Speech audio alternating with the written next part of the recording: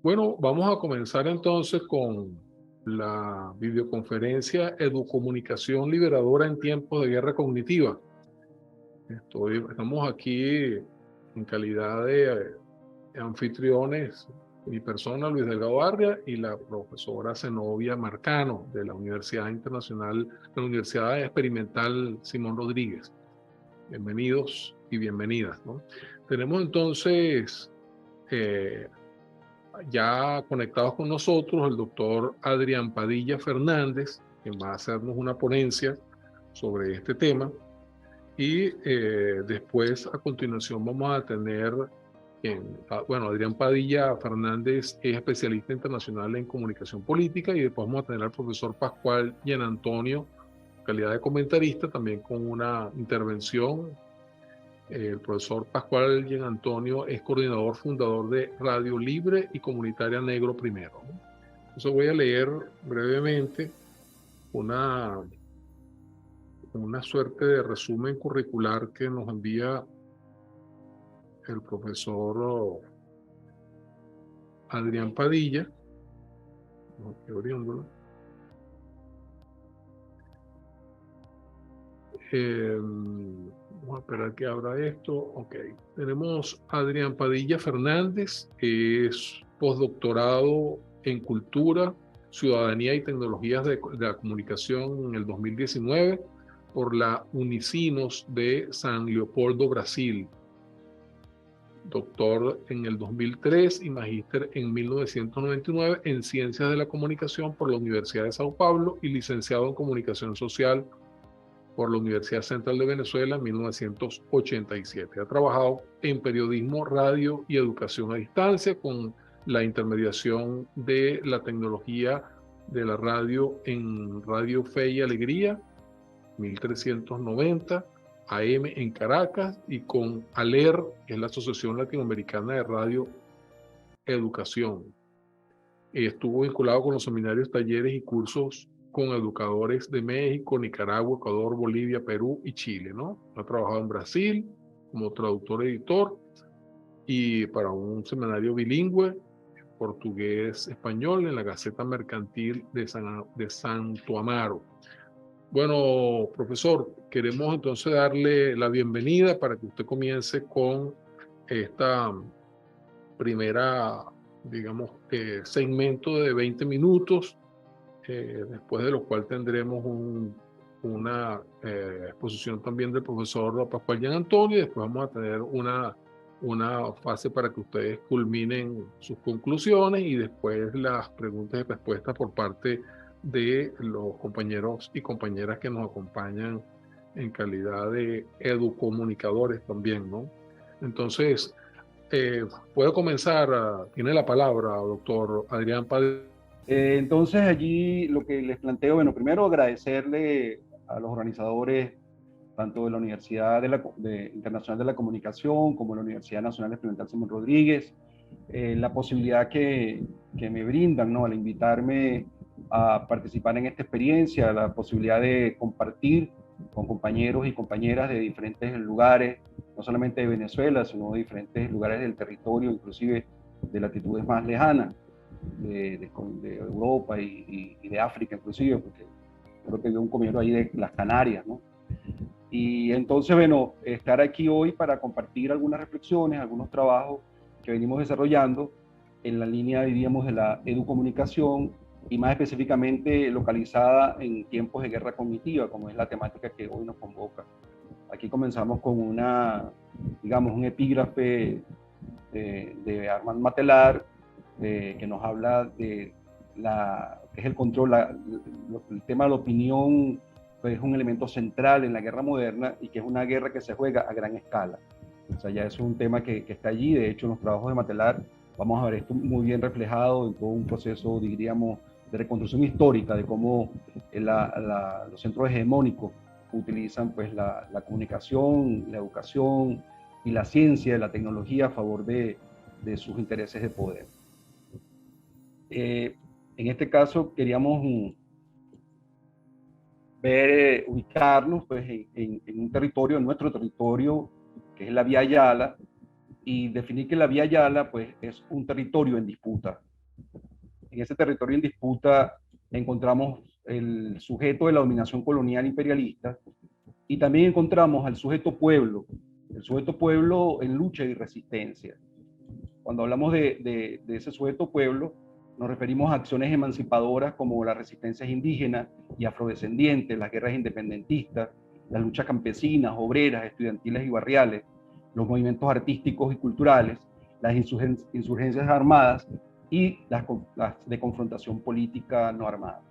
Estamos hablando de un conjunto de acciones donde ese sujeto pueblo se posiciona, resiste y procura, busca caminos de independencia, de soberanía.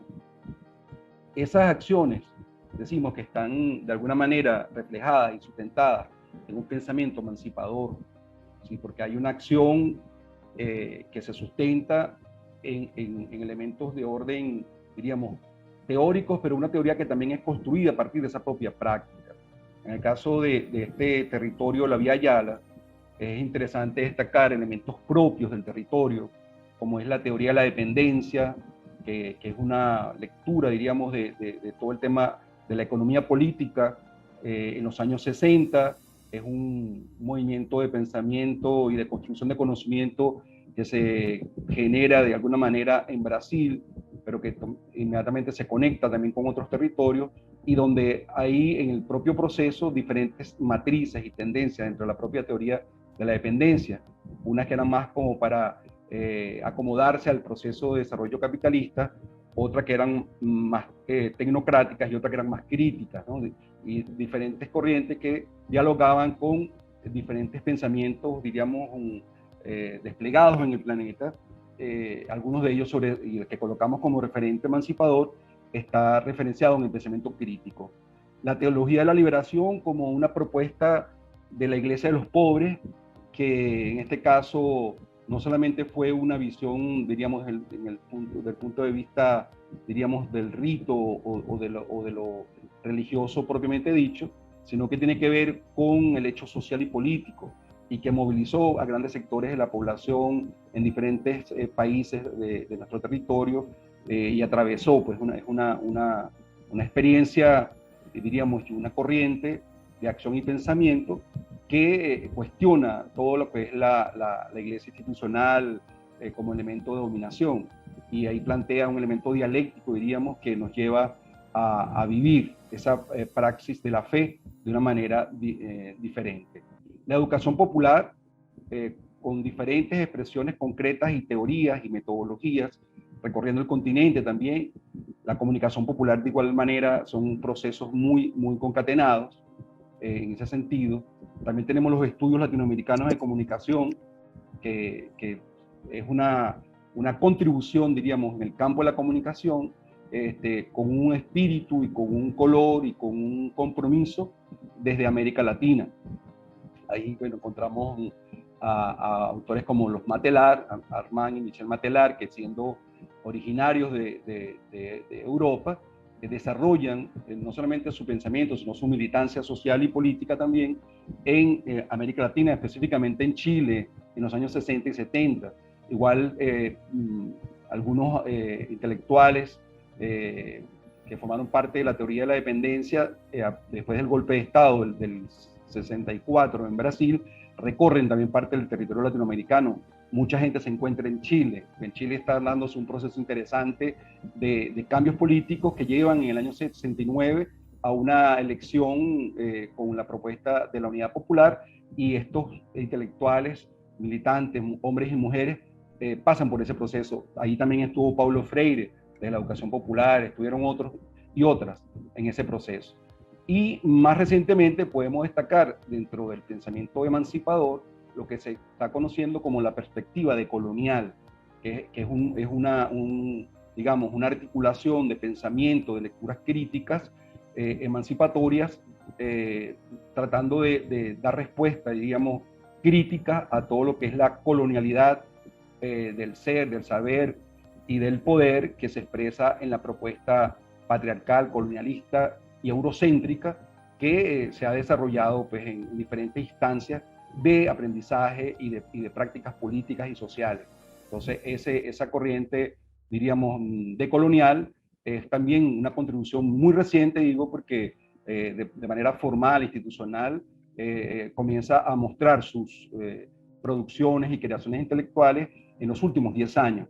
De hecho, podemos hablar que el libro del Giro decolonial es el primer trabajo del grupo que recoge artículos de autores como Dussel, Mignolo, Catherine Wash, Fugel, Maldonado Torres y otras que también dialogan con otras experiencias, por ejemplo, como la de Silvia Rivera Cusicanqui de Bolivia, etcétera. O sea, es un movimiento que se viene dando no tanto institucionalmente, sino que es un momento importante de críticas que dialogan con un pensamiento crítico que a su vez revisa inclusive el pensamiento crítico europeo, como un pensamiento que también se quedó limitado al territorio europeo y que no incorporó elementos, digamos, originarios de otros territorios del sur global, ¿no? Diríamos América Latina, Asia y África. Avanzando y contextualizando lo que hoy nos toca, que estamos hablando de guerra cognitiva, es interesante ubicar la categoría del conflicto bélico como una forma de resolución de diferencias o como imposición de la voluntad de unos grupos humanos sobre otros, que es una expresión que ha atravesado la historia de la humanidad a escala planetaria. O sea, encontramos expresiones de conflictos y de guerra en todo el recorrido, diríamos, histórico de la humanidad. Tanto así que no solamente como expresión de hechos y de prácticas, sino también como teoría. Entonces podemos encontrar ya en la antigüedad, en el siglo V ante nuestra era, encontramos el trabajo de Sun Tzu en China, ¿no? Donde se destaca el conocer el enemigo, que es clave en un proceso de guerra, porque hay que conocer el enemigo como conocerse a sí mismo, ¿no? Se plantea Sun Tzu. Tenemos también que en el siglo XIX el trabajo de Clausewitz, que va a plantear que la guerra sería la continuidad de la política por otros medios. Y eso es un referente importante que se trabaja pues, en los estudios militares, en las academias militares, y es un referente importante que está allí. También podemos destacar el trabajo de Vo Nguyen Giap en Vietnam con la propuesta de la guerra de todo el pueblo, que también es un referente importante, sobre todo desde el campo, diríamos, contrahegemónico de la emancipación. Y tenemos el trabajo y la práctica de Ernesto Che Guevara con la propuesta de la guerra de guerrilla. Entonces estamos viendo el tema de la guerra tanto en su expresión concreta histórica, pero también con las reflexiones que se van dando encima de esa experiencia.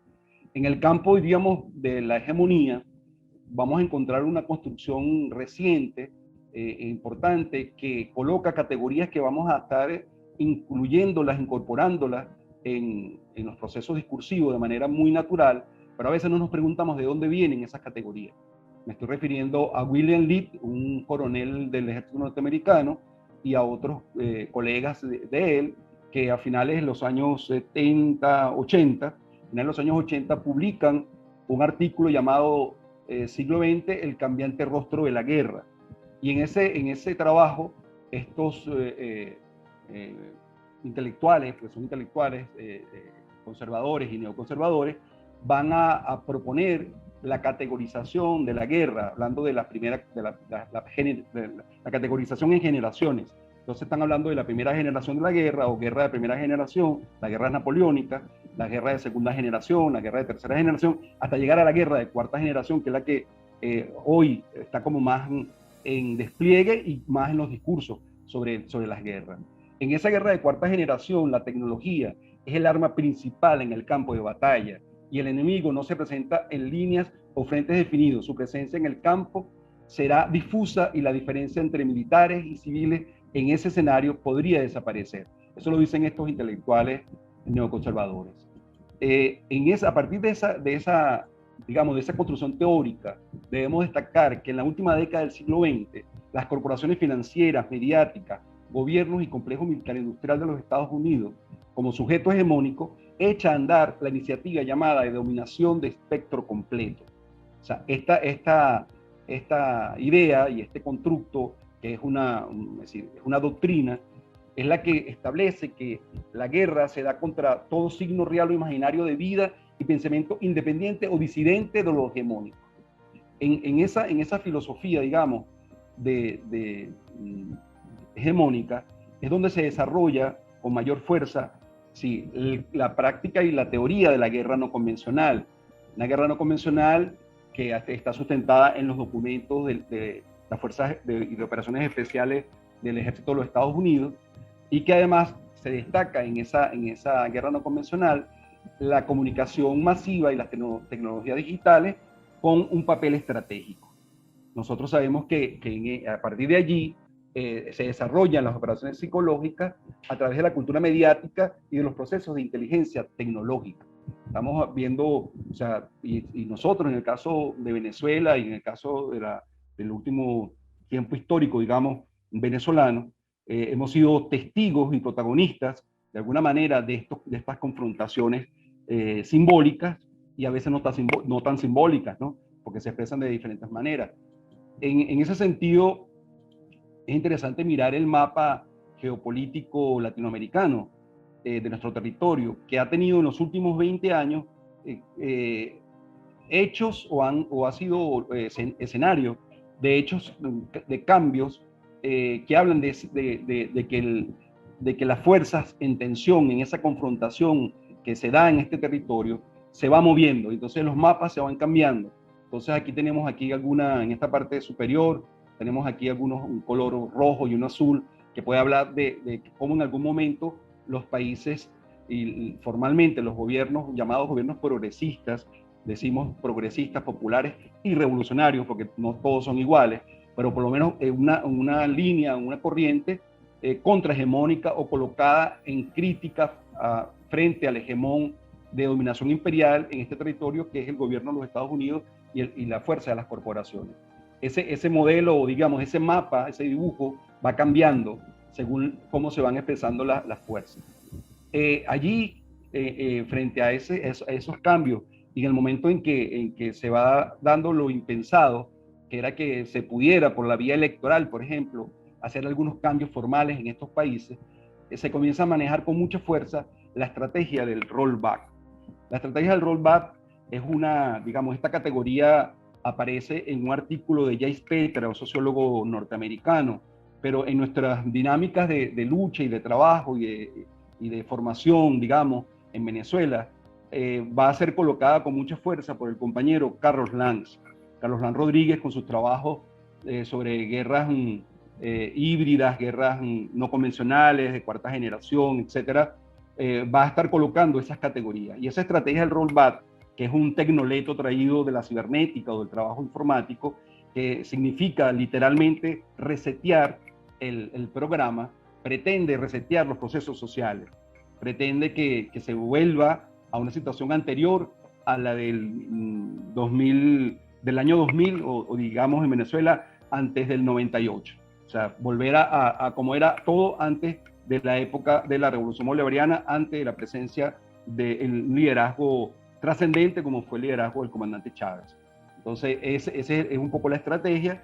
Esa estrategia es de guerra no convencional, fundamentalmente tiene que ver con inteligencia tecnológica, donde está el tema de las imágenes, de las señales, también con las bases de datos que hoy son muy presentes en las realidades, diríamos, de la economía política, de la comunicación, que es todas estas corporaciones, Google, Microsoft, Facebook, Apple, o sea, todas que están, diríamos, posicionadas a nivel planetario, generando una doble ganancia, porque son empresas que generan mucho dinero, o sea, financieramente, pero también generan ganancias simbólicas, o sea, sirven como de reafirmación del modelo hegemónico.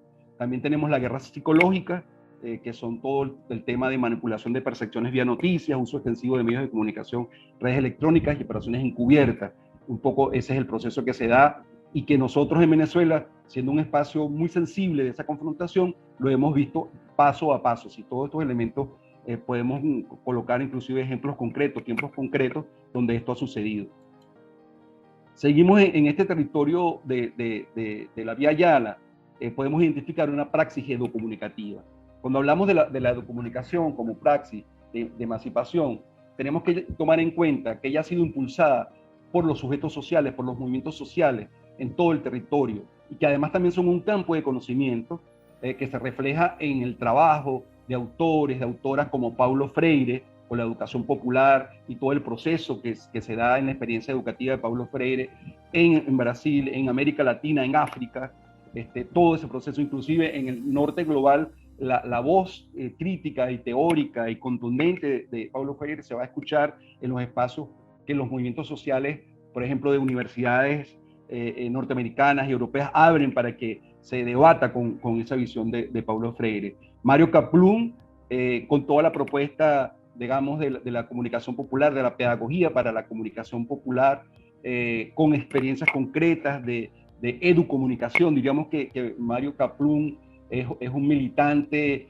y un teórico de la educomunicación. Tuvimos la oportunidad de tenerlo en nuestro territorio, de que hiciera parte, digamos, de la dinámica de educación popular y de comunicación popular en Venezuela.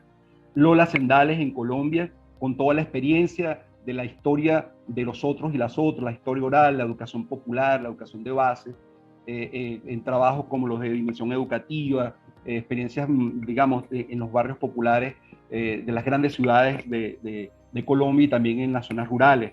Tenemos a Daniel Prieto con todo el trabajo, digamos, de lecturas críticas de medios, desde los medios impresos, Francisco Gutiérrez con la propuesta de mediación pedagógica, Francisco Gutiérrez en Costa Rica, Pablo Ramos Rivera en Cuba con todo el tema del trabajo del cine y la relación de la formación de niños y niñas, Guillermo Orozco en México con la propuesta de pedagogía para la televisión o la telepedagogía y cómo es necesario incorporar esa realidad de las múltiples pantallas para el proceso educativo de forma crítica. Ismar de Oliveira Suárez en Brasil en tiempos recientes, generando situaciones de aprendizaje formales como por ejemplo la primera licenciatura en educomunicación en la Universidad de San Pablo. Carlos Lan Rodríguez, ya lo nombramos, nuestro compañero, propiciando trabajos desde la educación popular, pero luego incorporando todo el tema de las lecturas críticas de discursos transmediáticos como estrategias de guerra.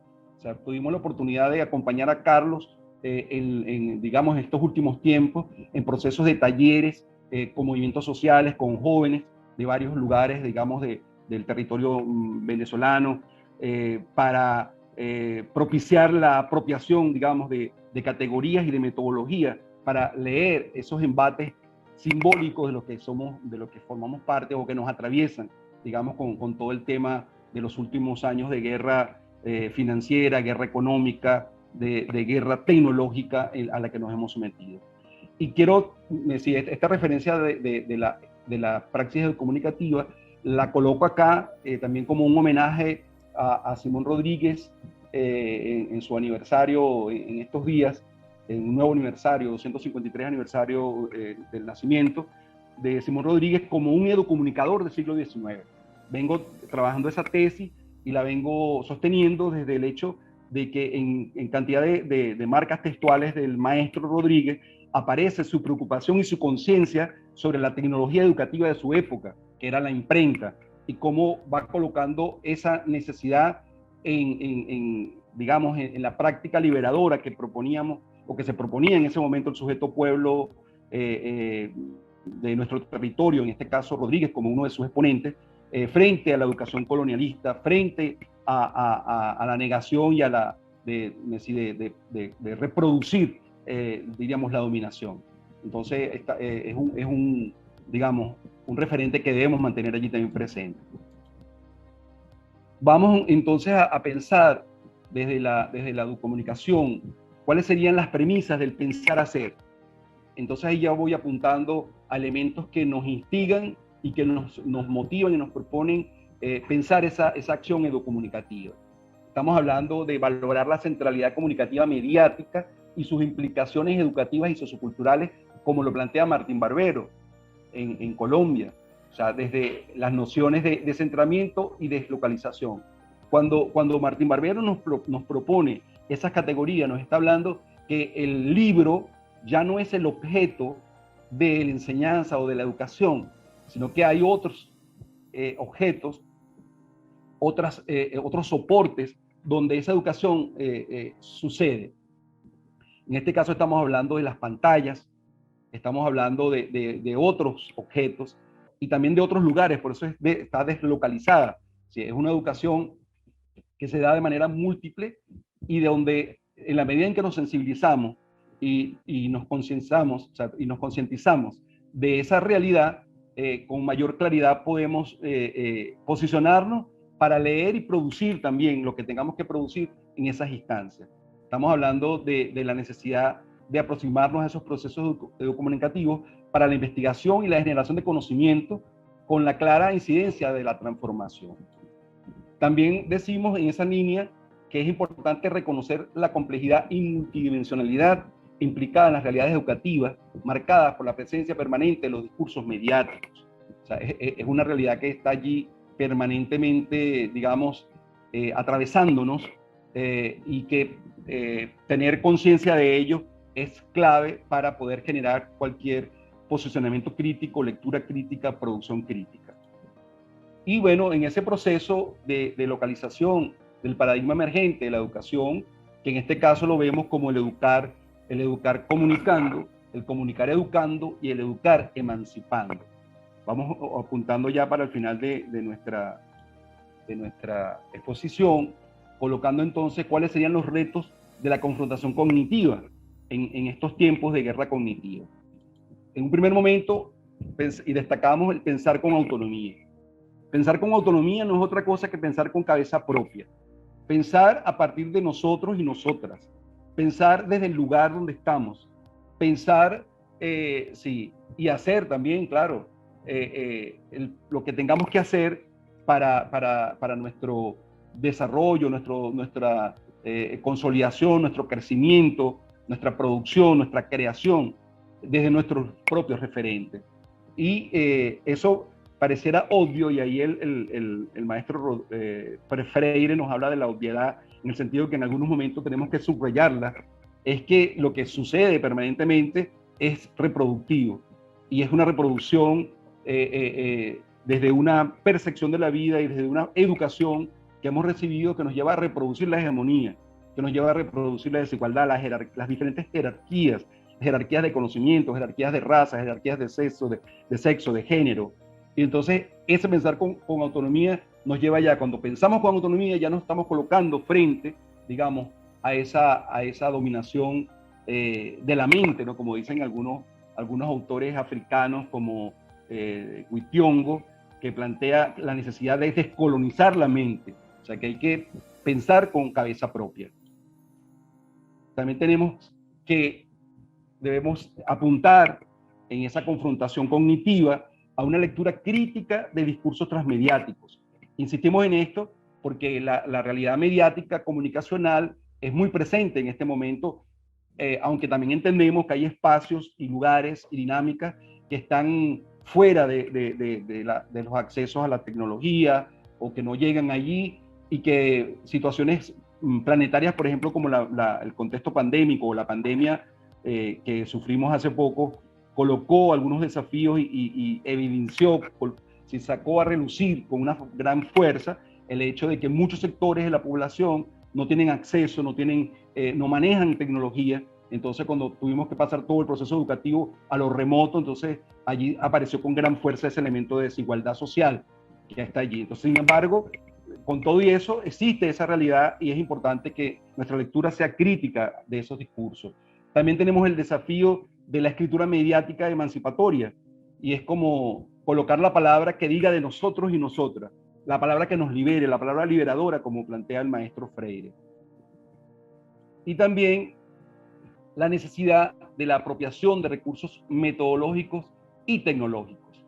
O sea, esto es un tema que nos permite, o sea, las metódicas, la forma como podemos nosotros ir a fondo, aquello de hacer los niños y niñas preguntones y preguntonas, como decía el maestro Rodríguez, o lo que nos plantea Freire, de trabajar desde la curiosidad, digamos, ingenua, a una curiosidad epistemológica, en el sentido de preocuparnos con el conocimiento, de aguzar, de afinar nuestra mirada. Eso es importante en estos procesos. De eso hablamos, de esos recursos metodológicos, y los tecnológicos, todas las tecnologías posibles que podamos nosotros apropiarnos y nosotras, para entonces propiciar esos procesos educomunicativos que son vitales en estos tiempos. Son vitales en la medida en que desde esos recursos se instalan percepciones de mundo que favorecen al hegemón. Desde esa perspectiva y desde el uso masificante y masivo, digamos, de tecnologías, somos atravesados permanentemente por construcciones que reproducen esa hegemonía. O sea, que nos niegan, que nos llevan a pensar con cabeza de otro, que nos llevan a negar la vida como un elemento central.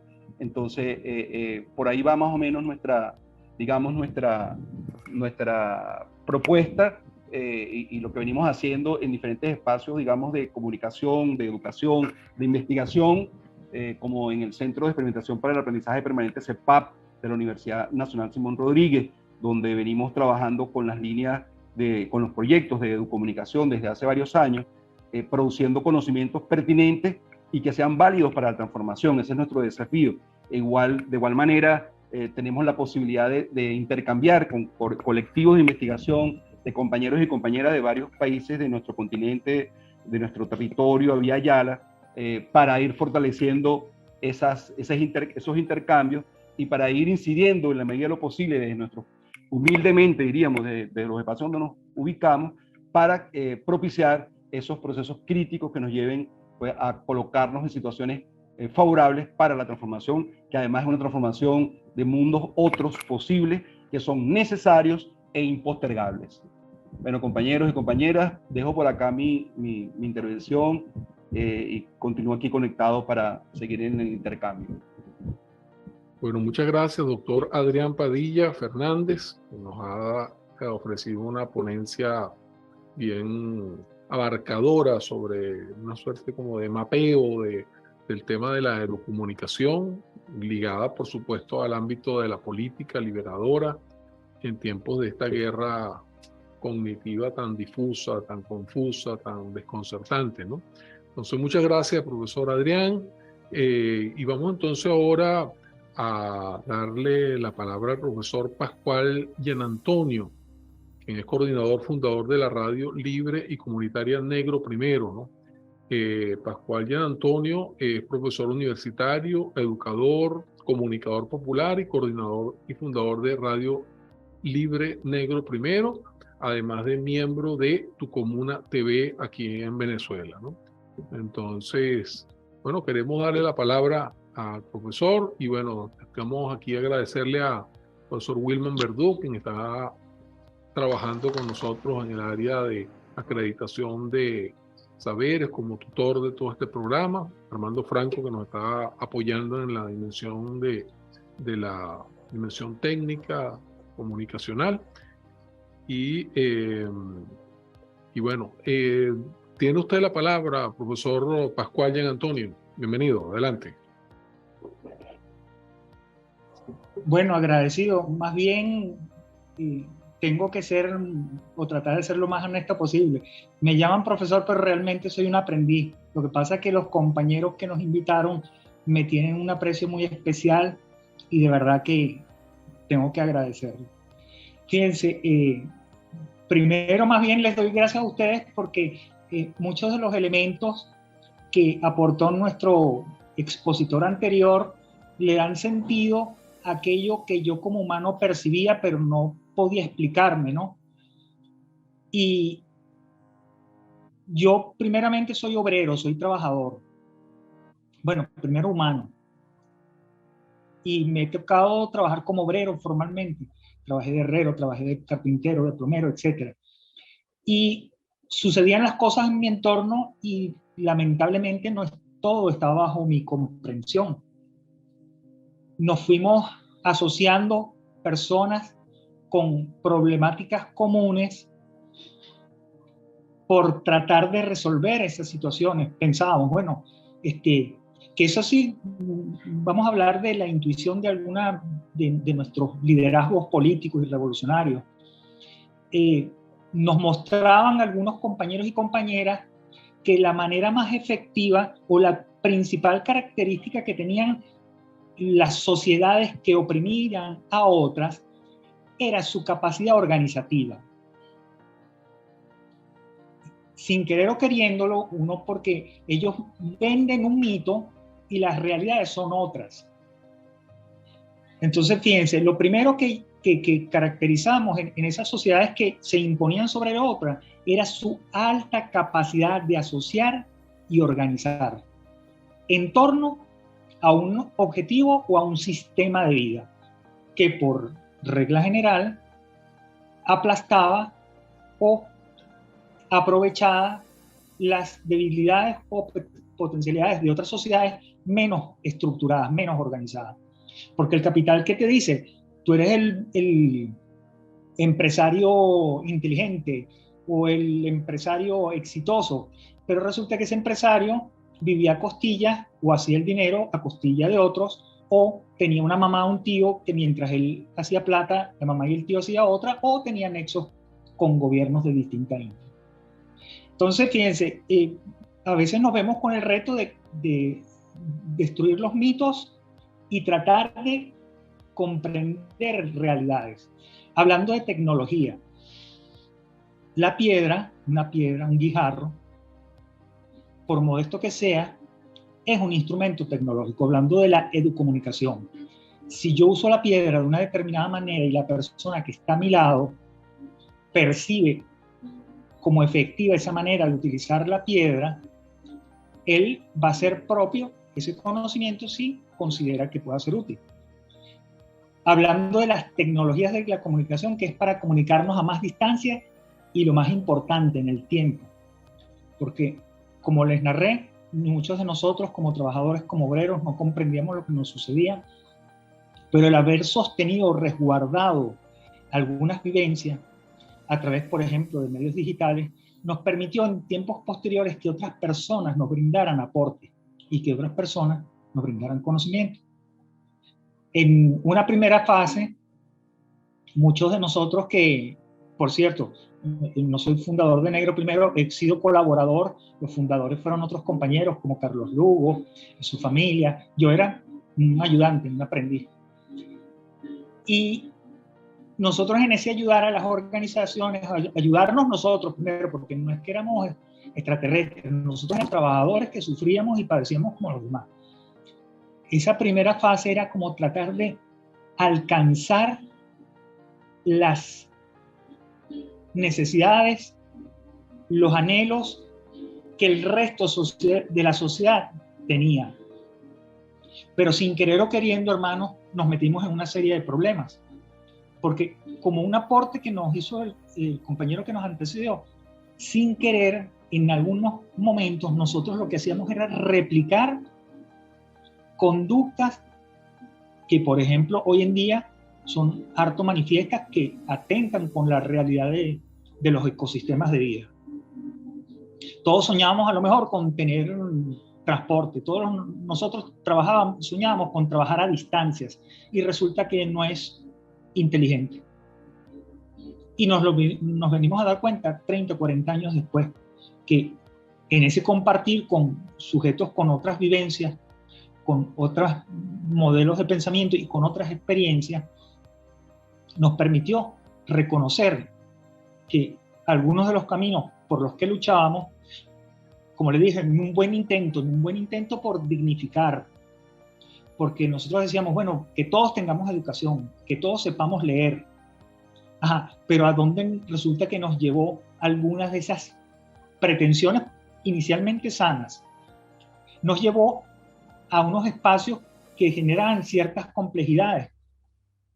Por ejemplo, el aporte que nos hace también de la percepción crítica. Con mi lectura, ¿hacia dónde me acerco? ¿A qué materiales obtengo o accedo? Resulta que sin querer, por ejemplo, nosotros democratizamos el acceso a la computadora, al internet, a nuestros niños, niñas y jóvenes.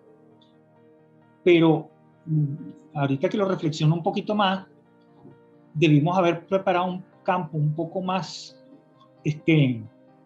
cónsono con nuestras realidades, con nuestros sueños, porque sin querer nosotros, democratizando el acceso a la tecnología, los metimos en un campo minado. Resulta que muchos de nuestros niños y niñas y jóvenes están imbuidos en las redes sociales, imbuidos en unos juegos que lamentablemente tenemos que reconocer que nos aislaron de lo que es la vida. Y que de manera muy sutil, pero no por ello, bueno, para ser exacto, pero efectivamente muy, muy inteligente, llegaron a ser permisivos tipos de conducta. ¿Me están escuchando? Disculpen. Sí, claro. Sí, perfecto. Perfecto, gracias por ubicarme.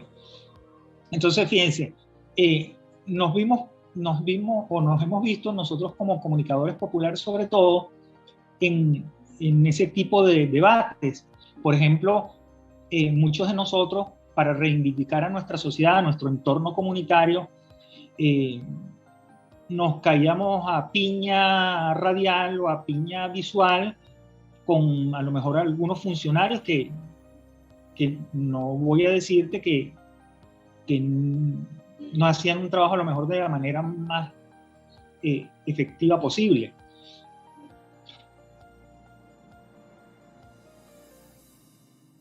De la sociedad, por ejemplo, en el manejo de insumos, el manejo de los residuos, de los desechos. Entonces, fíjate, nos hemos venido encontrando y construyendo la propuesta. Cuando nosotros, por ejemplo, empezamos a hacer algunos intentos armando transmisores pequeños, o ahorita sobre todo con el internet, que estamos haciendo radio webs, estamos haciendo uso de las videoconferencias de manera muy particular y prolífica, y por eso alabo este espacio. Nos hemos encontrado con otras sociedades que nos brindan valiosas experiencias que de alguna manera, como les narré, le dan sentido a lo que nosotros percibíamos, pero no éramos capaces de explicar. Pero por otro lado, también les narro que compartimos con sujetos y sociedades que nos llevaron a rumbos más complejos y que tenemos que reconocerlo, no eran para nosotros. Claro, esto lo discuten a lo mejor ahorita unos 20, 30 años después, porque cuando algunos de nosotros empezamos a usar internet en los 90 y pico, algo así, la utilidad que le dábamos era otra. Bueno, era más la curiosidad de poner a prueba equipos, de poner a prueba software y hardware. Cerca del 2000 empezamos a hacer unos pequeños videos para subir a internet, para tratar de hacer tutoriales precursores de lo que ahorita se ve muchísimo, ¿no? Pero en aquella época no los había. Para que muchos de nuestras compañeras y compañeros aprendieran dinámicas básicas para desarrollar en sus trabajos, o métodos de organización, que era lo que, como les dije, el planteamiento inicial que teníamos. Decíamos, oye, si esta sociedad se impuso a la otra, la principal característica es que logró motorizar y sumar a mucha gente. Bueno, entonces nosotros podemos tener razón, pero necesitamos músculo. Entonces, fíjense, allí entra otra contradicción. Se nos había vendido la idea de que el sujeto atomizado podía resolver cosas. Y resulta que, por ejemplo, una de las discusiones que teníamos es que en algún momento nosotros asumimos una actitud antipartidista. Y resulta que esa actitud terminó siendo anti-organizacional. Por eso también invito a algunos compañeros y compañeras que reflexionemos, porque a lo mejor en el futuro existirán otros métodos de organizarse, pero, por ejemplo, para cierto tipo de transformaciones, en cierto tipo de campos, nosotros, por ejemplo, podemos pertenecer a un movimiento social, pero tenemos que también tener cierta influencia política. Entonces tienes que hacer peso en lo político con tu movimiento, pero también a lo mejor tienes que en algún momento hacer incidencia en el campo político. Entonces tienes que estimular la formación de un partido. cuando le hablo de tecnología, es tecnología en toda la amplitud, porque hay técnicas y tecnologías para relacionarse mejor, y hay técnica y tecnología para manejar un equipo, hay técnica y tecnología para abordar el discurso, para que llegue de manera que reconozcamos ¿cómo es que se llama? Los marcos referenciales en los que esas personas con las que nos queremos comunicarnos han vivido, para no ser agresivos en nuestro discurso o inclusive ser incomprendidos, porque ya el hecho de que uno a veces rompa la estructura en la que la persona a la que queremos abordar ha sido formada puede generar complejidades adicionales, y así nuestra intención sea buena, lamentablemente no la va a querer aceptar porque decidimos interrumpir. Entonces, bueno, cada sujeto y cada grupo, social tendrá su manera de aplicarlo. Entonces, la técnica y la tecnología la tenemos que aplicar tanto a lo tangible, a ese hardware, a lo telecomunicativo, como a lo discursivo y argumental. Y como les narré, inicialmente nosotros somos obreros, trabajadores. En el camino, en ese aprender haciendo que han postulado algunos de estos teóricos de los que ustedes hacen gala, hemos venido reconociendo nuestra valentía, nuestro arrojo en algunos aspectos, pero también nuestros pelones, y lo dijimos, por ejemplo, fíjense, queriendo sin querer, hay que reconocer los aportes de nuestro liderazgo político, que en un momento de alta polarización nos invitaron a todos los revolucionarios a que le bajáramos 2. Porque antes que imponer nuestra propuesta, había que salvar la vida de la patria. Había que evitar, porque muchos querían aprovechar los caldos de cultivo sobredimensionados por estos medios de comunicación, de los cuales nosotros no teníamos el control total. Por eso es que lo importante es reconocerlo.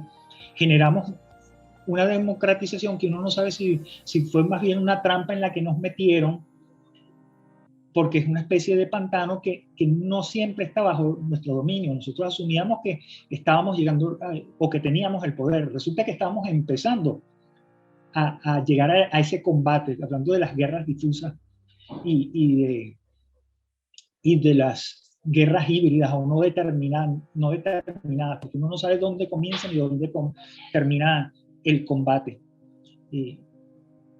A veces, como les digo, esos modos sutiles de transmitir el mensaje pueden ser más nefastos y más impactantes que las mismas bombas. Es muy difícil, hablando de cadenas, o es más fácil romper las cadenas físicas, porque cualquier hermano, cualquier compañero obrero, usted va para un taller y con un esmeril, con una tenaza, le pica la cadena, pero ¿cómo nos quitamos la cadena mental y la emocional que generan muchas de estas posturas culturales que hemos venido adquiriendo?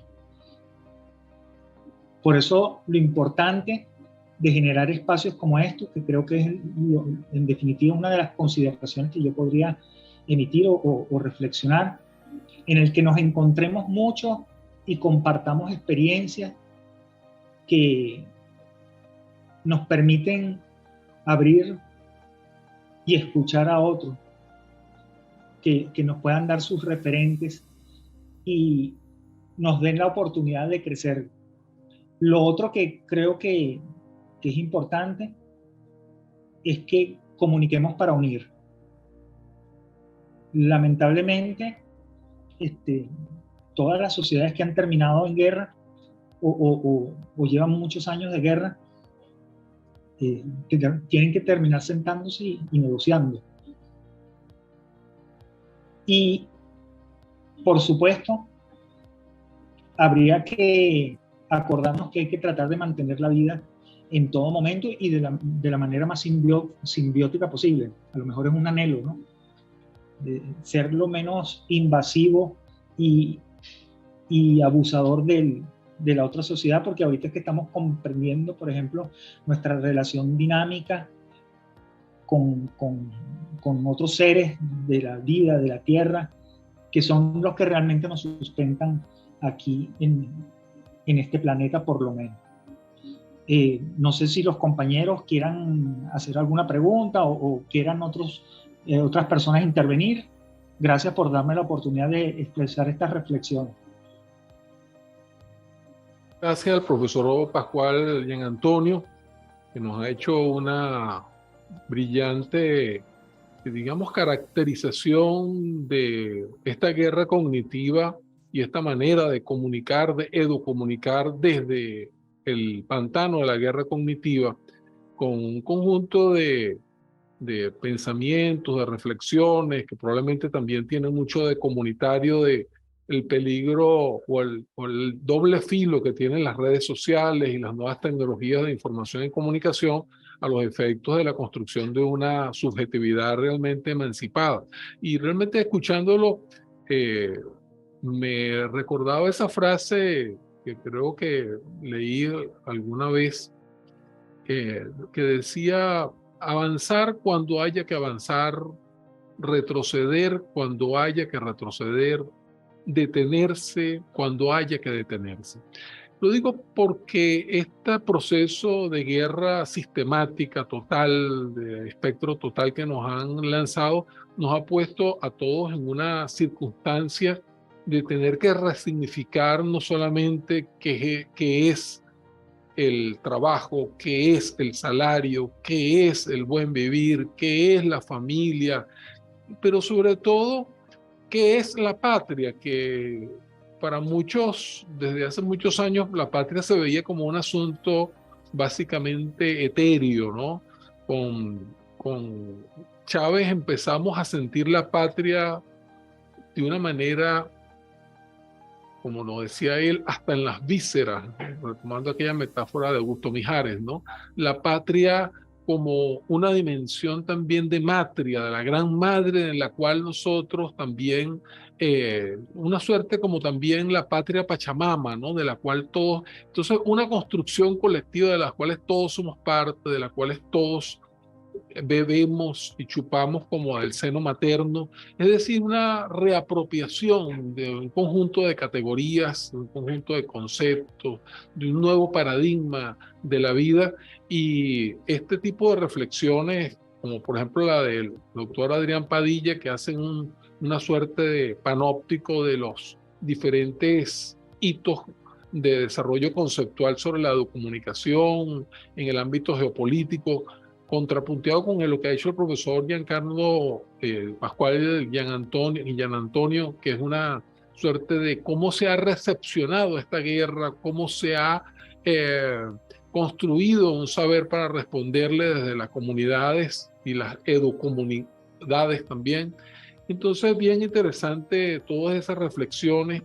Son una primera aproximación. Vamos a seguir profundizando sobre qué es todo lo que en realidad hemos aprendido en toda este nuevo contexto, esta nueva forma de guerra que nos han puesto a intentar desentrañar e intentar también reencantar, vivir de otra manera, a construir una conciencia de clase, de vida, de familia, de subjetividad personal, profesional, de otro tipo de comunidad, ¿no? De una nueva política, una nueva comunidad, una nueva subjetividad. Entonces, bueno, muchas gracias a ambos. Vamos ahora a pasar un poco a reconocer quiénes están aquí con nosotros y a la fase de preguntas y respuestas para los ponentes.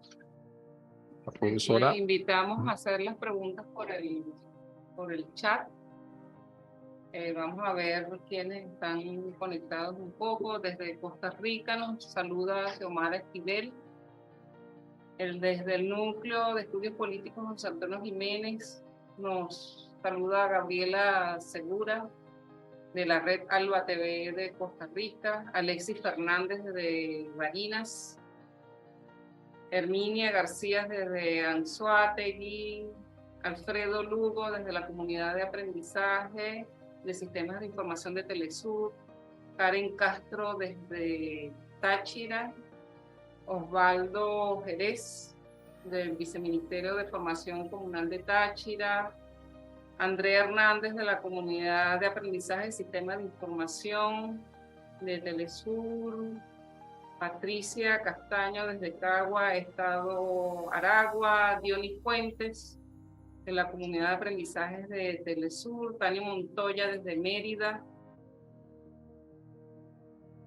también Diomerly Salazar desde Amazonas, La Guicón, de la APC y de la JPSU, desde Puerto Ayacucho, Alexis Fernández desde Bolívar, creo que ya lo había nombrado, Nicolás Aguad del Comité de Solidaridad con Palestina de Chile, Milay Guanche, que es médica, cirujana, especialista en medicina general integral, y Vilcia Teresita Cabrera, desde Paraguay. Eduardo Dayacaminá, pensaba que ya estaban escuchando. Ajá.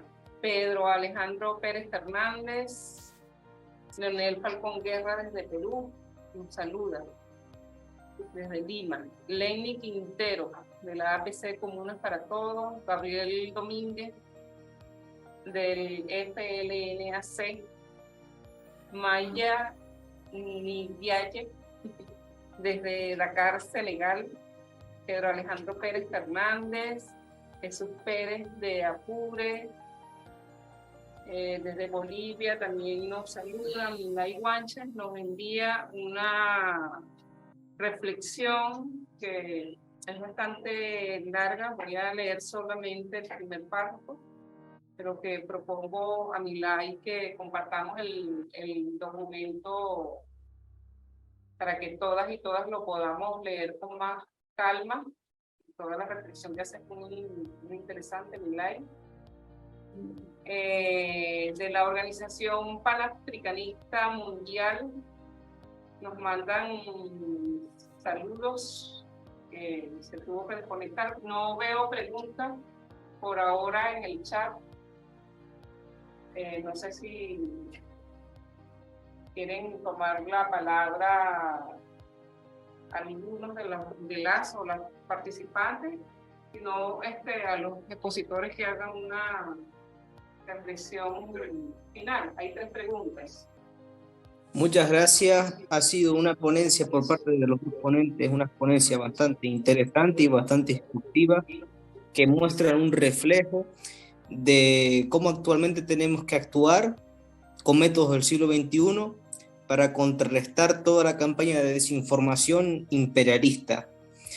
Bueno, mi pregunta es la siguiente. Yo soy del archipiélago canario, yo soy de una colonia de España, la última en el África Occidental. El tema nuestro es el siguiente: llevamos 6 siglos de colonialismo. Tenemos un pueblo que sufre la alienación colonial. Es decir, nuestro pueblo no conoce su historia, no conoce su cultura guanche, no conoce su lengua masijo, bereber.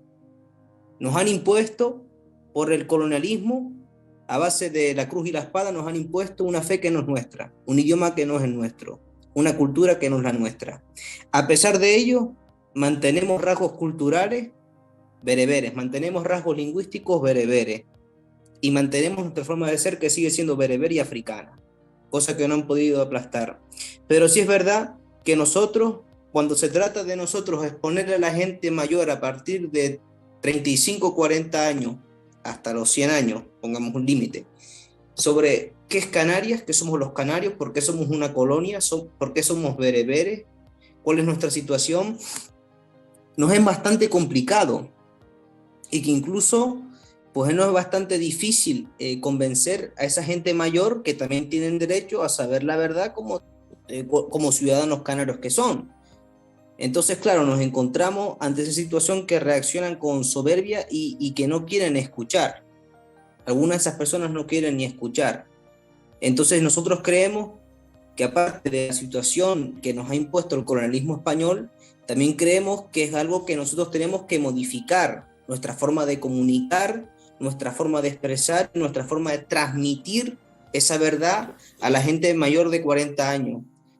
Yo he visto, al igual que nuestros militantes y nuestros compañeros, han podido percatarse de cómo en Venezuela, en las comunidades, en los colectivos, en las comunas, hay gente de todas las edades, incluso en la milicia bolivariana, hay gente de todas las edades que discuten los planes políticos, que discuten las acciones políticas, que discuten qué van a reparar, qué van a construir, qué van a pintar, qué van a modificar en el barrio, en la ciudad, en la comuna, etc.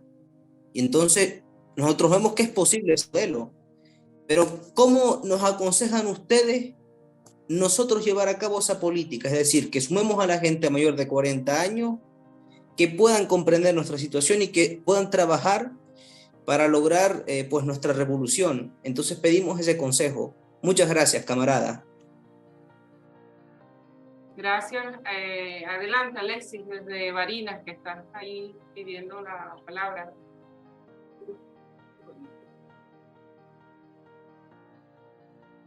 Alexis. Ajá, ¿me escuchan? Sí, te escuchamos.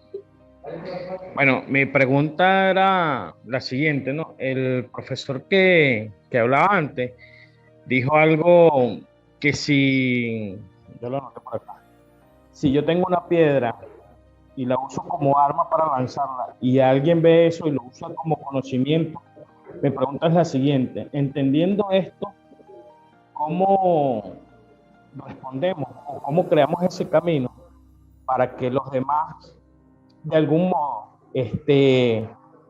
usen todo ese conocimiento en comunicación, por ejemplo? O sea, no sé si me explico bien. Si entendemos que comunicándonos dejamos quizás un camino hecho para que los demás sepan lo que pueden hacer desde la comunicación, ¿qué estamos haciendo? ¿Cómo lo hacemos para que esto sea, digamos que un paso a paso? Esa era mi pregunta. Gracias, Alexis. Nicola, creo que es la otra persona que está pidiendo el derecho de palabra. Adelante, Nicola. Gracias. Gracias. Bueno, yo escuché muy atentamente las exposiciones de los dos compañeros, bastante buenas ambas. Quisiera, antes de hacer una pregunta fundamental, dos aspectos que yo ubico el inicio de la guerra cultural desinformativa, terminando la Segunda Guerra Mundial, producto del empobrecimiento masivo de América Latina y la toma de conciencia colectiva de los jóvenes que inician los procesos revolucionarios, que Estados Unidos comprende que tiene que crear falsos ídolos, elementos distractivos y sacar a los jóvenes de la lucha política y llevarlos a otras áreas. Y posteriormente, que fue bastante intenso y bastante explicativo, la guerra de Vietnam, que si bien es cierto el heroico pueblo vietnamita la ganó en el terreno, no es menos cierto que las comunicaciones la ganaron al interior de Estados Unidos. Por eso es que Estados Unidos prohibía informar de Irak, prohíbe informar de todas las guerras que hace el imperialismo hoy en día. Hay un control tremendo sobre las comunicaciones. Que alguien piensa que en Estados Unidos hay libertad de prensa, está soñando. La creación, como decía, de falsos ídolos juveniles que distrajeron a la juventud en América Latina y en muchos otros lugares del mundo, a excepción del mundo islámico, donde culturalmente Estados Unidos no ha podido penetrar y no va a penetrar. También hay un elemento bastante interesante que no lo escuché mencionar, que es el sionismo internacional, que controla 50.000 transnacionales, controla el 100% a la banca europea, el 100% a la banca norteamericana, el 90% del capital financiero mundial y 110 transnacionales de las comunicaciones que le permite, entre ellas Netflix, Amazon, YouTube, en fin, que le permite controlar, que le permite desinformar, que le permite hacer mucho. El sionismo controla el imperialismo. El sionismo, si bien es cierto, cuando nosotros hablamos de imperialismo, pensamos en Estados Unidos. Bueno, dentro de ese monstruo norteamericano, quien controla ese monstruo es el sionismo internacional, que inteligentemente el sionismo logró meter todo el funcionalismo en América Latina y el sistema que se conoció como Alianza para el Progreso, que no era otra cosa que desarrollar el enganche social de las clases trabajadoras para que creyeran que habían salido de la pobreza. Y por otro lado, estructurar un sistema de dependencia bastante grande, la dependencia económica, tecnológica, científica y lo más importante, la dependencia cultural del imperio norteamericano. Vale decir que es bien interesante que nosotros le hinquemos el diente al tema del sionismo internacional, el control que tiene de las comunicaciones en el mundo, el control de todo, te saca y pone video en Facebook, en lo que sea. Entonces hay un control masivo, muy grande, pero también bastante subterfugio. Y así también han logrado, por medio de este mismo control de las comunicaciones, invisibilizar pueblos y lucha. Son muy pocos los que conocen la lucha que libera el pueblo saharaui, por ejemplo. El pueblo saharaui lo han invisibilizado. ¿Quién conoce la lucha del pueblo chagosiano? El crimen de lesa humanidad con el pueblo de Chagos. Los invisibilizaron. Y lo que hicieron con los palestinos, que hasta el año 1968 la gente no tenía idea que existía un pueblo que se llamaba pueblo palestino. Y tuvieron que hacer los palestinos operaciones militares de carácter efectista para que la prensa se viera obligada a informar. Y así la gente empezó a preguntarse, ¿quiénes son los palestinos? Bueno, ahora sabemos. Ese dominio de las comunicaciones es lo que le permite al imperialismo y al sionismo internacional el dominio no solo del sistema económico y con ello imponer bloqueo a los países, sino que además controlar las mentes de los seres humanos en África, Medio Oriente, América Latina y Asia, que desgraciadamente ahí estamos nosotros. Así que mi pregunta es, ¿cómo luchar desde ese punto de vista en contra de este dominio sionista, cuando del sionismo se conoce también muy poco? Gracias, Nicolás. Te invitamos a dejarnos en el chat también tu país de origen para mantener, y tus datos, si quieres, para mantener contactos en estos interesantes debates que como Universidad Internacional de las Comunicaciones tenemos que construir y quedar entre todos los pueblos. Vamos a cerrar por ahora con estas 3-4 preguntas para darle la oportunidad a nuestros ponentes que le den respuestas. Hay una dirigida directamente a Pascual y bueno, ustedes toman la palabra, Adrián y Pascual, para dar respuestas. Si quieres primero tú, Adrián, para contestar las preguntas. Si estás conectado. Está bien, sí, pues, ¿me están escuchando? Sí, te escuchamos. Bien. Bueno, primero agradecerle a los compañeros sus preguntas, ¿no? Compartir también sus reflexiones en torno a esta temática que por sí es muy compleja, ¿no? Entonces, cuando estamos en estas que llamamos situaciones de aprendizaje o de intercambio, siempre el desafío es tratar de hacer unas colocaciones abarcantes en 20 minutos, ¿no? Entonces, ahí es el primer desafío, o sea, el tema del tiempo, ¿no? El tiempo no es tan extenso para referirnos a complejidades tan profundas como las que estamos tocando.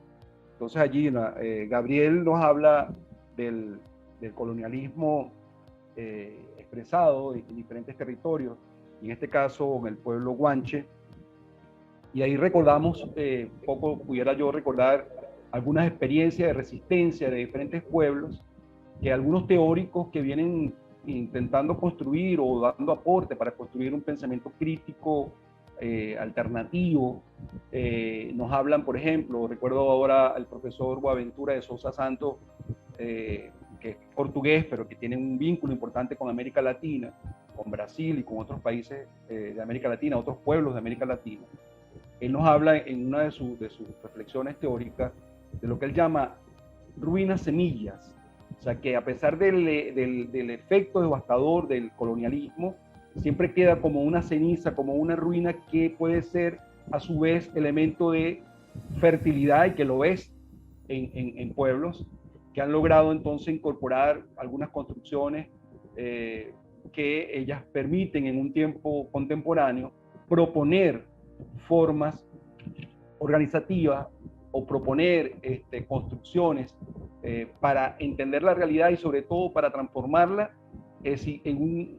digamos, en una perspectiva no hegemónica, o sea, enfrentada a lo hegemónico y proponiendo emancipación.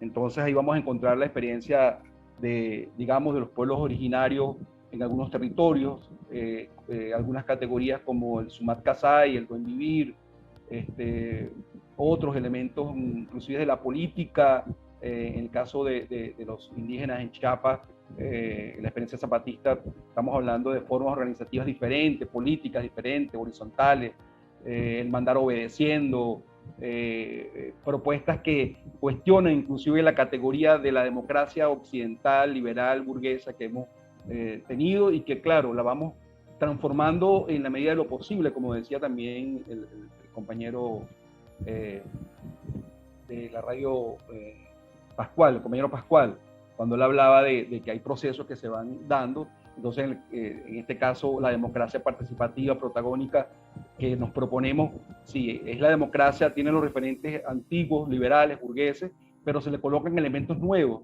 para repensar, para problematizar.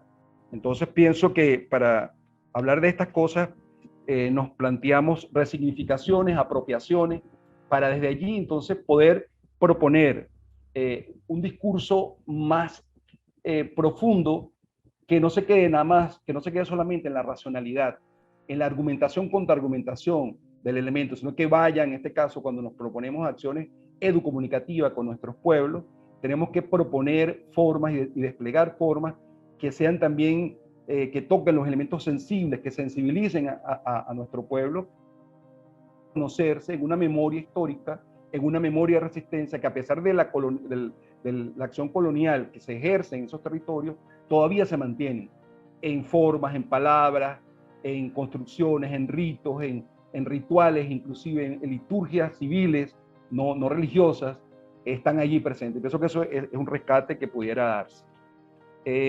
Bueno, la pregunta de Alexis la dejo para Pascual, que fue directamente para él. Y bueno, quiero compartir con Nicola su reflexión. Creo que sí, evidentemente hay elementos que están allí y que lo vamos a encontrar en algunas investigaciones y algunas reconstrucciones históricas. Por ejemplo, en todo el trabajo de Armand Matelar y Michel Matelar con el tema de las comunicaciones desde una perspectiva geopolítica, aparece todo ese recorrido, diríamos, del capital, o sea, de cómo se da una apropiación de la ciencia y la tecnología para afianzar el poder, ¿no? Donde se toman decisiones de Estado, desde el Departamento de Estado norteamericano, por ejemplo, crear divisiones culturales para trabajar junto con la empresa privada, con los centros tecnológicos, crear mecanismos, estrategias de dominación, de hegemonización, que fueron importantes, han sido importantes en este proceso, y que aún así, claro, hay situaciones que no son, digamos, que en la dialéctica, si lo entendemos dialécticamente, también están los contrarios que nos permiten colocar en momentos inclusive de correlaciones de fuerzas no favorables, colocar ese proyecto. Entonces está todo el tema de la guerra por los derechos civiles o los movimientos por los derechos civiles en Estados Unidos y la guerra, las posiciones antiguerreristas, cuando la guerra de Vietnam, que fue fundamental en ese proceso, y de allí entonces el aprendizaje de los centros hegemónicos para controlar la información, bueno, porque saben que eso es vital, o sea, la información es un elemento estratégico de guerra, y así lo entendieron los Estados Unidos y los centros de poder después de la Primera Guerra Mundial. En la Segunda Guerra Mundial ya montan divisiones específicamente de telecomunicaciones, de comunicaciones, la voz de las Américas, una cantidad de mecanismos en ese sentido que ellos desarrollan. Evidentemente los centros de poder están, sí, Estados Unidos es una punta, digamos, del hegemón, pero él está cruzado con otros centros de poder en el mundo. Sí, el tema del sionismo es evidentemente un tema a ser estudiado. Tenemos expresiones concretas ya colocadas hoy en día como el club como se habla, el club de las 5, el club de las 5 empresas transnacionales de comunicación digital, ¿verdad? Que son esas que nombró el compañero y que están allí, o sea, cuando hablamos de Apple, de Microsoft, de Facebook, son empresas que tienen un nivel de productividad mayor que el Producto Interno Bruto de muchos países de nuestros territorios, no solamente de América Latina, sino también de Europa y África, y que tienen una doble ganancia, porque es la ganancia financiera como centros de desarrollo financiero, pero tienen una ganancia política simbólica, cuando reproducen, colocan un modelo de vida que es el que circula, o sea, cuando construyen gusto, cuando construyen dependencias, como diríamos, culturales en ese sentido. Hay todo un tema directo y sutil, también como dice el compañero, porque hay un proceso que va invisibilizando, que va construyendo un sentido común. El sentido común, el explicar, el entender, el decir, la palabra, digamos, que responde a lógicas hegemónicas, y de repente nos quedamos en un medio término cuando, aún colocándonos en procesos políticos, digamos, contrahegemónicos, acabamos en la sutileza reproduciendo lo hegemónico. La necesidad de visibilizar pueblos y resistencias que, como decía el compañero, Palestina, hace un tiempo, sí, y a partir de algunas expresiones se comienza a colocar la realidad palestina, los pueblos que resisten en África. El caso, por ejemplo, del pueblo del Kurdistán, que después de la Primera Guerra Mundial y la caída del Imperio Otomano, desaparece, o se quiere desaparecer un pueblo que tiene una cultura, que tiene una lengua, y que en los últimos tiempos ha tenido una expresión importante en la guerra contra el extremismo de ISIS, por ejemplo, en Siria, y que lo representa en la experiencia del Rojava, por ejemplo, que es una experiencia alternativa, feminista, que está allí en ese embate. Son situaciones que desconocemos. Ahora, ¿cómo luchar contra el sionismo? Yo pienso que es la lucha, diríamos, contrahegemónica, o sea, colocarse frente al hegemón que está de manera desplegada a nivel planetario, construyendo referencias en las prácticas de los pueblos y produciendo tanto teoría que sustente esa propia práctica, lo que esa práctica nos enseña, como también desarrollando metodologías y apropiándonos de tecnologías que nos permitan resignificar esas realidades. Eso que es un desafío que ahí aprovecho de responder también una pregunta que estaba en el chat, que son los desafíos para proyectos educativos como la Universidad Internacional de las Comunicaciones, es precisamente entender que lo que se nos coloca como proceso formativo en el campo de la comunicación, y yo digo en el campo de la educomunicación, son desafíos transdisciplinares y complejos, transcomplejos, porque no se trata de un tema instrumental, no se trata de un uso de técnicas y tecnologías, no se trata de una construcción superficial de un discurso, sino que se trata de procesos bien complejos, históricos, que nos colocan en la necesidad de construir condiciones favorables para el desarrollo de esos caminos alternativos. Es lo que yo podría en este poco tiempo colocar para dialogar con los compañeros y poder fortalecer de alguna manera estos desafíos, porque son desafíos y más desafíos los que se comienzan a plantear en ese sentido. Gracias, compañeros. Gracias, Adrián. Pascual. Muchas gracias por permitirme nuevamente compartir. Fíjense, se generan cada vez más preguntas, ¿no? Pero hay que hacerlas. Con respecto al Domínguez, hemos compartido en otros espacios de videoconferencias, qué grato saber que están con esa lucha, el compañero del pueblo palestino. Fíjense que lo primero con lo que me topo cuando los escucho con sus preguntas, al compañero de Barinas, gracias por tomarme en cuenta. Cuando los escucho, lo primero es cómo luchar contra lo divertido. El otro día yo tenía, por ejemplo, un compromiso político de difundir un contenido y me acerco, abro una red social y la cosa era tan simpática, tan divertida, que cuando vine a ver pasé casi 20 minutos, media hora sin poder hacer una publicación porque lo que me enviaban era tan divertido que quedé neutralizado. El hermano que hablaba o abogaba por Palestina, lamentablemente esa es una de las estrategias que ha usado el capital, sobre todo ideológico, de ese componente de la sociedad que denominamos sionismo. Ha creado esas estructuras de distracción, no de recreación, de distracción, para ahogar las penas del que llora. Entonces, fíjense el reto principal. ¿Cómo sensibilizamos a la comunidad, al pueblo? Porque tiene que ser comunidad, no un sujeto. Tiene que ser pueblo organizado, que enfrente y que transforme. Por otro lado, con respecto a Domínguez, hermano, es una lucha continua. Les voy a reflexionar, no sé si sea válido o no, pero por ejemplo, esa guerra de Libia con Gaddafi duró un promedio de 40, 50 años. Los primeros escarceos, creo que fue recién llegado él. Y la guerra, si te pones a ver, terminó hace poco continúa. Pero vamos a decir, con él específicamente, duró 40, 50 años.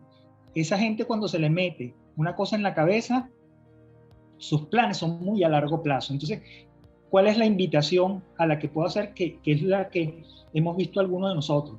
Primero, nuestra lucha es una lucha popular, es una lucha de los pueblos y es prácticamente eterna. Lo primero es tratar de no romper lazos a menos que sea un criminal notorio, ¿no? Pero si es un sujeto promedio, tengo que narrarles algo. En la guerra de la independencia venezolana, el famoso Boves, muerto Boves, gran parte de ese ejército de Boves, que fue un ejército pro-realista, fíjense que no digo realista, es pro-realista, porque eran venezolanos y venezolanas combatiendo contra venezolanos y venezolanas. Igual que nuestra batalla de Boyacá, otras guerras, eran americanos peleando con nuestros americanos, y los imperialistas formalmente eran unos cuantos, los demás éramos subordinados. Entonces fíjense el reto al que nos enfrentamos. ¿Qué hemos hecho en algunos casos? Hemos buscado mediadores. Por ejemplo, en mi caso, he venido siendo, a lo mejor, aunque soy una persona muy sencilla y trato de ser cortés, mi modo de vida es muy contrastante con algunos sujetos. Entonces, no caigo bien en esos grupos. ¿Qué me ha tocado hacer?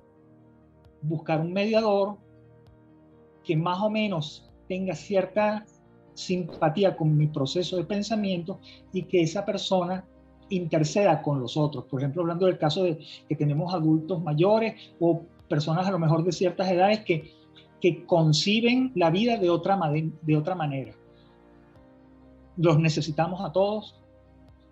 Y entonces reconozco mi poca simpatía a lo mejor y busco a alguien que pueda involucrarse o participar en esos grupos y que vaya suavizando el terreno, porque la lucha o la discusión a lo mejor no la puedo dar en ese momento. Hace un rato les hablé de los marcos referenciales, dónde creció su sujeto. Peor aún, hermanos y hermanas, no es dónde creció, porque la verdad del sujeto la conocemos es en sus sueños. Cuando usted le pregunta a una persona, mira, ¿qué estuvieras haciendo ahorita si no tuvieras el problema? Allí es donde, verdad, tú conoces al sujeto. Entonces resulta que yo pienso a lo mejor, por ejemplo, algunos de nosotros que vivimos en ciertos niveles de humildad o de pobreza, no sé qué, y tú piensas que la persona con la que estás interactuando es como tú, y resulta que te consigues que no, que fue la coyuntura la que te unió. Esa persona tiene otros sueños. Y entonces tú resulta que te estás comunicando con el sujeto de la coyuntura, no con el sujeto que tiene unos sueños y unas ilusiones. Y resulta que tú sin querer destruyes o atentas contra esas ilusiones, que fue lo que nos pasó mejor en algún momento nosotros en esta gesta que denominamos revolucionaria. Algunos querían, y hay sociedades, cuando veo textos que dicen que hay gente que quiere ser promonárquica todavía en esta época, me parece inconcebible, pero las hay. Y resulta que nosotros vinimos a destruir sus sueños de ser hijos nobles o qué sé yo. Entonces fíjense los retos a los que nos enfrentamos. Buscar dentro de las posibilidades recrear o cambiar de escenario a uno menos intolerante y después buscar el acercamiento. Si no, a lo mejor no lo puede haber jamás con esos sujetos, pero por lo menos buscar los niveles de intermediación con los que puedan dar crédito o puedan ser un poquito más flexibles al modelo que pretendemos transmitir. Hablando de la educación. Por otro lado, nos vemos, de la formación. Por otro lado, nos vemos obligados también nosotros a repetir. Si ellos hacen chistes chéveres todos los días, nosotros tenemos que, con cierta frecuencia, afianzar el conocimiento, y nuestra propuesta a lo mejor no es tan simpática como la de ellos, pero aunque sea por segundos, cada cierto tiempo tengo que ir repitiendo para que eso se fijen en la mente de alguien. En otros tardará más tiempo, en unos menos tiempo. Con respecto a nuestro compañero de Barinas y mi expresión de la técnica y la tecnología, cualquier objeto o sujeto puede ser parte de la tecnología. La cosa es el uso que le damos y cómo lo usamos. Y una vez que mediante la práctica compruebas que esa técnica puede ser valiosa, o mediante aportes teóricos, por investigación, realizar tus experimentos, etcétera, logras hacerlo tecnológico o praxis, le damos uso. Y como les dije, creo que lo más importante es tener un sistema. Por un lado, no sé si alertarlo o no, porque me genera mucha complejidad. Es para mí abrumador a veces las cosas que uno intuye. Por ejemplo, lo que sucedió en la pandemia implica que hay unos sujetos en una parte del mundo que no manejan los conceptos ni de nación ni de gentilicio que manejábamos nosotros. Por ejemplo, en la pandemia las principales víctimas fueron adultos de ciertas edades europeos, ni siquiera norteamericanos. Ellos decidieron aniquilar primero a su sociedad, aniquilarla, para ellos estar libres, porque, vamos a decir, era el método más piadoso de acabar con un grupo. Porque con nosotros ni pendientes, ni se molestaron en gastar en balas, por decirlo así. Entonces decidieron aniquilar una parte de su grupo por sus objetivos. Entonces intuyo que esas personas, hablando del sionismo y de otras estructuras políticos organizacionales, conciben la vida de otra manera. A lo mejor nosotros, cuando hablamos del concepto de nación, del concepto de pueblo, a lo mejor son, ¿cómo explicarlo? Muy lejanos a lo que esa gente tiene en la cabeza. Porque, como les digo, el tratamiento que se le dio a sus propios connacionales me pareció criminal. Sí, entonces, gracias. tenemos que ver que estamos con unos sujetos con una manera de ver el mundo distinta, y eso implica, como lo decían los teóricos, ver quién de verdad es ese enemigo. Gracias por la oportunidad, bendiciones a todos, y bueno, a seguir construyendo estos espacios para comunicarnos y para reflexionar.